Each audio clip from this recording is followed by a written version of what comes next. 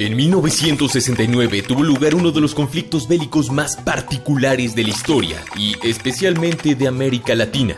Este fue la Guerra del Fútbol entre El Salvador y Honduras, mejor conocida como la Guerra de las 100 Horas. El conflicto es llamado la Guerra del Fútbol por el rol fundamental que ocupó el cruce de eliminatorias que enfrentó a los dos países por un pasaje al Mundial de México de 1970. Pero esta contienda bélica tuvo en verdad sus raíces y causas sociopolíticas mucho más profundas. La Guerra de las 100 Horas estalló como consecuencia de las tensiones previas entre El Salvador y Honduras y no simplemente por un partido de fútbol, aunque esa leyenda ha prevalecido con el tiempo. Sin embargo, la lucha por la plaza mundialista sí tuvo un rol fundamental y fue de alguna manera la gota que derramó el vaso y rompió la paz entre El Salvador y Honduras. Hoy revisaremos la historia detrás de la Guerra del Fútbol para entender las razones del conflicto, el desarrollo del mismo y las consecuencias que tuvo para cada uno de los países. Te habla Jorge Rojas, bienvenido a Armapedia. Como en la mayoría de las guerras, las causas de esta están relacionadas con cuestiones de territorio. El Salvador es el país más pequeño de Centroamérica. Sin embargo, contaba en aquel momento con la mayor densidad poblacional de todo el continente americano, ya que se calcula que hay más de 160 personas por kilómetro cuadrado. Al mismo tiempo, en este país había una gran inequidad en la repartición de tierras. Las 14 familias de El Salvador, un grupo de distintos clanes de terratenientes, controlaban casi la totalidad de la tierra en el país, por lo que muchos campesinos se encontraban sin empleo ni tierras que trabajar. Honduras, por su parte, es un país mucho más grande que El Salvador, dado que su superficie es más de 5 veces mayor. No obstante, en 1969 tenía menos población, ya que la salvadoreña era 3.600.000, mientras que en aquella época la de Honduras era de 2,5 millones. A diferencia de su país vecino, Honduras tenía tierras de sobra, pero no necesariamente la cantidad de gente para trabajarla. La solución a esto parece simple, ¿no? Bueno, no lo fue. Desde los años 20 había un enorme movimiento de campesinos salvadoreños que emigraban a Honduras ilegalmente para trabajar en las plantaciones bananeras. El gobierno hondureño ignoró y permitió esta inmigración, porque la mano de obra extranjera e indocumentada trabajaba por un salario mínimo que favorecía a las empresas bananeras transnacionales, como por ejemplo la United Fruit Company. De la misma forma, la oligarquía terrateniente salvadoreña, que controlaba la mayor parte del terreno cultivable, presionaba al gobierno militar de El Salvador para que promoviera esa inmigración a Honduras, de forma de evitar un reparto de tierras y mantener su poder.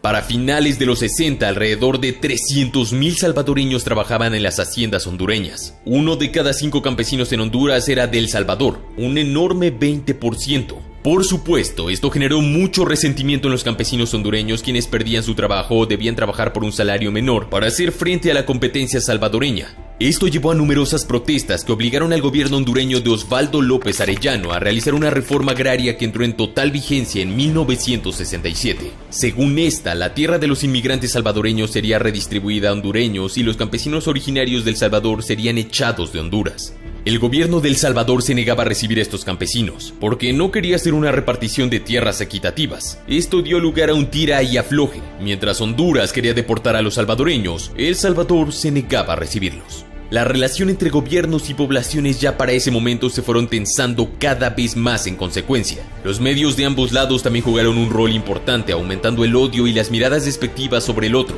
No pasó mucho tiempo para que en Honduras surgiera un grupo clandestino llamado La Mancha Brava, la cual comenzó a asediar, aterrorizar y asesinar a campesinos salvadoreños, mientras la policía y el gobierno hondureño miraban hacia otro lado. Los políticos y medios de El Salvador acusaron a Honduras de permitir e incentivar estos crímenes. Como puedes ver, la tensión entre países era enorme desde antes, pero terminó por explotar gracias al fútbol.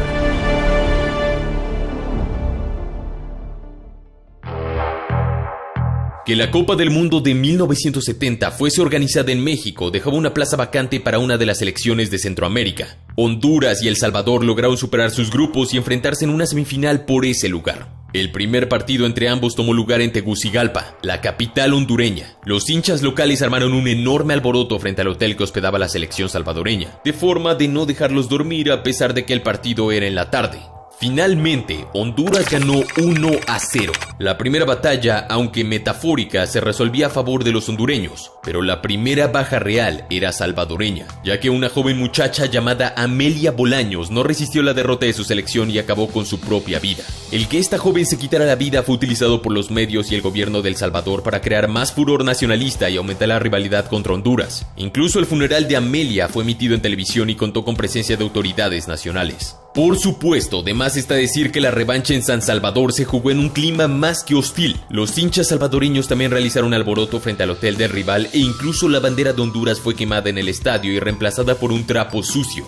El ambiente era tan tenso y violento que, a pesar de la contundente derrota de 3-0, los jugadores hondureños estaban aliviados de salir vivos de la cancha, como declararon años después. La ahora victoria salvadoreña obligó un desempate que tuvo lugar en el icónico Estadio Azteca de México. Los días previos a ese trascendente partido, las tensiones entre gobiernos aumentaron aún más, y el 26 de junio de 1969, el día anterior al cruce futbolístico, el gobierno de El Salvador acusó frente a la OAE, la Organización de Estados Americanos, al gobierno de Honduras de realizar un genocidio contra su gente e inmediatamente cortó todo tipo de relación con el país vecino.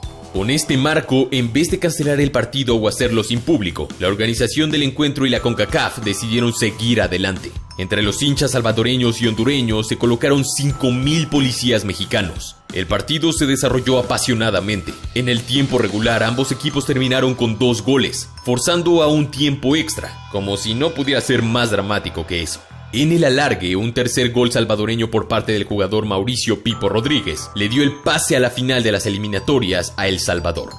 El pase hacia el vacío, Pipo, la barrida, ¡gol! ¡Gol! El cual luego clasificó al Mundial al vencer a Haití en Jamaica, convirtiéndose en el primer equipo centroamericano en disputar una Copa del Mundo. Luego del partido, violentos incidentes y una batalla campal entre fanáticos de ambos equipos ocurrieron en los alrededores del Estadio Azteca. Al día siguiente, Honduras anunció la ruptura de las relaciones diplomáticas con El Salvador, apelando a los heridos de los incidentes de los últimos 2 partidos. En las semanas posteriores al partido definitorio, ambos países se movieron rápidamente para conseguir armamento y aviones para prepararse para una muy posible guerra. Si bien estos no tenían ni las instalaciones ni el dinero para comprar aeronaves modernas como el F-4 o el MiG-21, sí consiguieron reforzarse de una manera muy particular. Luego de 2 semanas de máxima tensión, el 14 de julio de 1969, sin previo aviso, El Salvador dio el primer paso y atacó a su país vecino. Un pelotón del ejército salvadoreño capturó la guarnición fronteriza de Ocotepeque. Simultáneamente, la Fuerza Aérea bombardeó el aeropuerto de Toncontín en Tegucigalpa, inmovilizando a una parte de la flota aérea hondureña. Lo particular de este combate es que ambas fuerzas utilizaban aviones de la Segunda Guerra Mundial. Por primera vez desde ese conflicto, P-51 Mustangs, F-4U Corsairs, T-28A Trojans, AT-6C Texans y C-47 Skytrains volvieron a luchar en los cielos. También se usaron avionetas privadas con ametralladoras anexadas para combatir.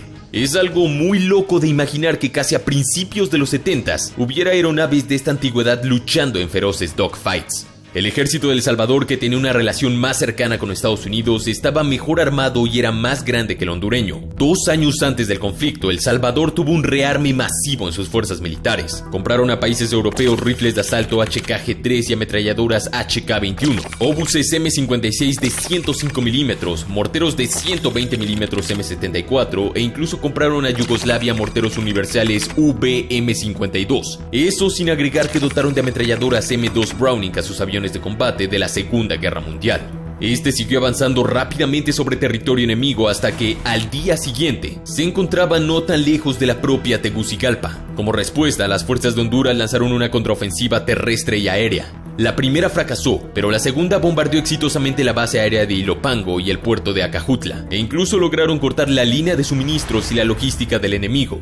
Si bien la mayoría de los países de la zona se mantuvieron ajenos al conflicto, el gobierno de Nicaragua ayudó a Honduras enviándole armas y municiones. A pesar de la falta de tecnología de ambas fuerzas, los ataques estaban generando considerables bajas. Afortunadamente, la Organización de Estados Americanos, al ver que una lucha por la capital hondureña podía desatarse en cualquier momento, intervino.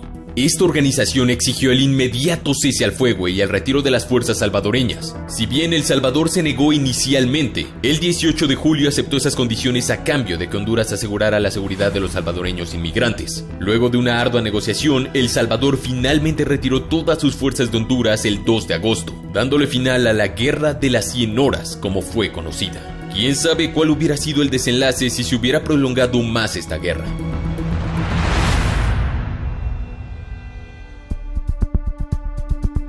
La lucha dejó entre 4.000 y 6.000 bajas civiles y militares y alrededor de 15.000 heridos. Estas cifras varían mucho según la fuente. Sin embargo, la mayoría de bajas fueron del lado de Honduras. Como consecuencia de la acción de su país, entre 60 y 130.000 salvadoreños tuvieron que irse de Honduras. Esto como medida preventiva o por la acción de las autoridades hondureñas. Al volver a su patria, estos no fueron bien recibidos por el gobierno salvadoreño y la reinserción laboral y económica de estos ciudadanos fue un absoluto fracaso. La presión social, política y económica en El Salvador finalmente derivarían en la guerra civil que se desarrolló entre 1979 hasta 1992. Esta ha sido por mucho una de las guerras civiles más letales que Latinoamérica ha experimentado en su historia. Al mismo tiempo, la Guerra de las 100 horas causaría el final del MCCA, o sea, el Mercado Común Centroamericano, diseñado por Estados Unidos para contrarrestar la influencia socialista de Cuba en la región. Este mercado favorecía enormemente a El Salvador y su desaparición aumentó la crisis social y económica de ese país.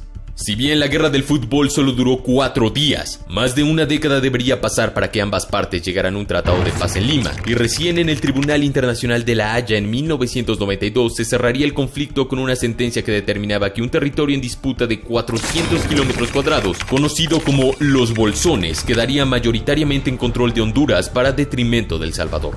Hoy en día, los motivos y los culpables de esta guerra siguen siendo cuestión de debate entre El Salvador y Honduras. Mientras los primeros suelen sostener oficialmente que la causa del conflicto fue la agresión o el genocidio que sus compatriotas sufrieron en Honduras, los segundos argumentan que la verdadera intención de El Salvador era apoderarse de parte de su territorio, esto para tener una salida al Océano Atlántico.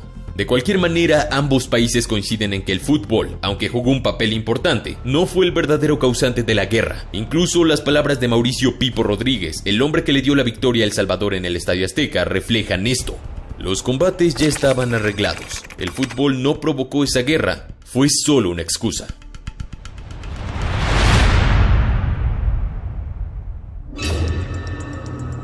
Eso ha sido todo. Suscríbete y activa esa poderosa campana de notificaciones para no perderte ningún video nuevo. Sin más, mi nombre es Jorge Rojas, esto es Armapedia y te deseo un excelente día.